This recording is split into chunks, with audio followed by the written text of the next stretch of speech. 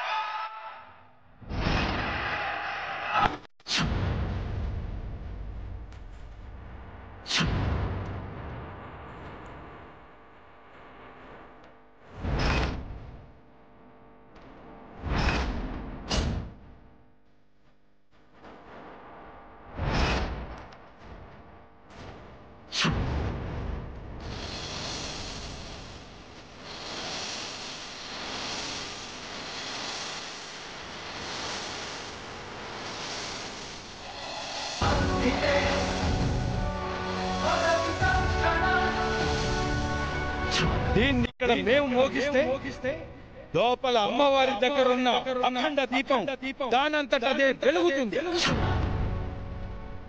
ఇక ముందుకు కొనసాగాలంటే తిరిగి నా మనబడే వచ్చి ఈ డంకా మోగిస్తే గాని ఆ అఖండ దీపం వెలగదు.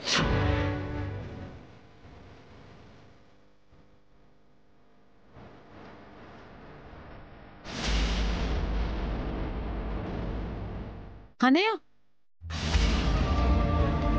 ఆయన బయలుదేరారంట.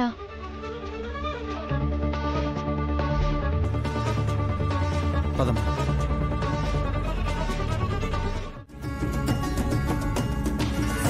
అమ్మ తల్లి, నన్ను ఎట్టాగైనా ఈ జాతర ద్వారా పబ్లిసిటీ చేసేసి ఫేమస్ అయిపోయేలాగా నువ్వే చూడాలి.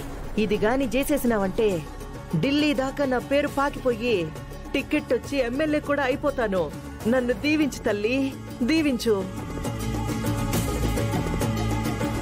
అమ్మా, మా నాన్న ఎక్కడున్నా క్షేమంగా ఉండేలా చూడమ్మా.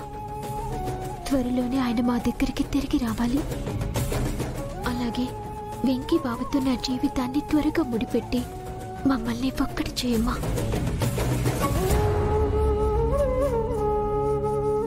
తల్లి, నా మనవడి రాక కోసం ప్రతి క్షణం కళ్లల్లో ఒత్తులు పెట్టుకుని ఎదురు చూస్తున్నానమ్మా. ఈ ప్రాణం పోయేలోగానైనా నా ఇంటి వారసుణ్ణి నా దగ్గరికి పంపించు. అమ్మా, అట్నే మా నాయన కోరుకునే ఏ కోరిక తీరకూడదు. కొంచెం అది కూడా చూసుకో తల్లి.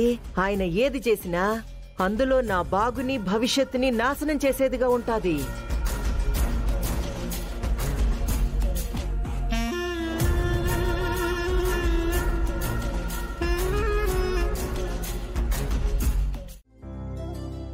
ఎట్టి పరిస్థితుల్లోనూ వెంకీ నా వెంట పడేలా చేసుకోవాలి.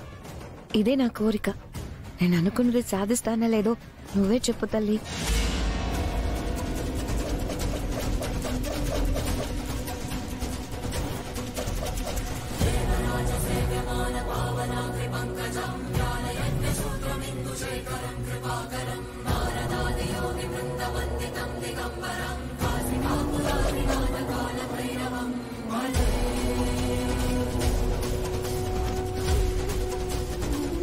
ఏయ్, అందులో నేను విసిరిన పువ్వేదే?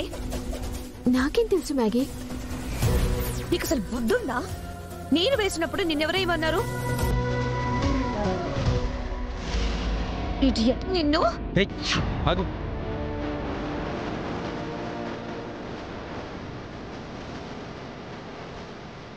అసలు నువ్వేమనుకుంటున్నావు?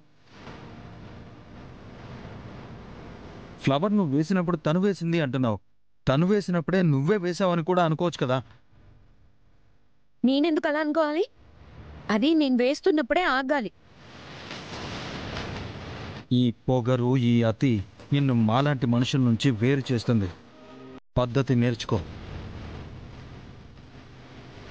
ఆడపిల్లకి నోరు ఒళ్ళు అదుపులో ఉండాలి. విరుచుకు పడితే ఎప్పటికీ విలువ ఉండదు.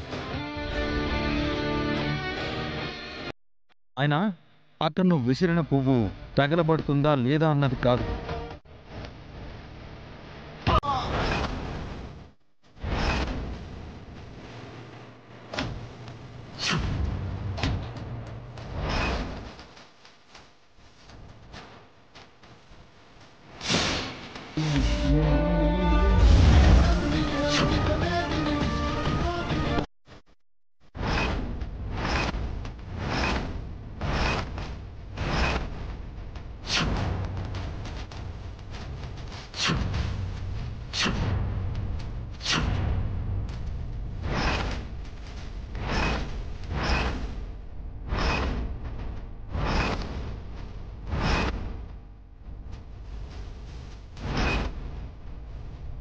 అఖండ దీపం వెలిగింది.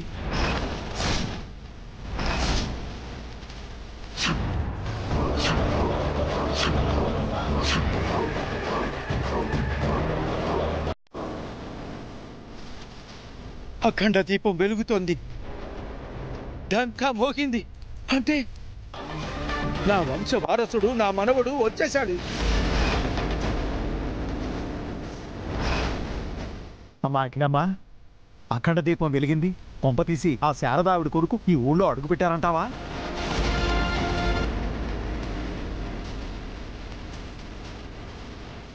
అదే అర్థం కావడం లేదు బావగారు.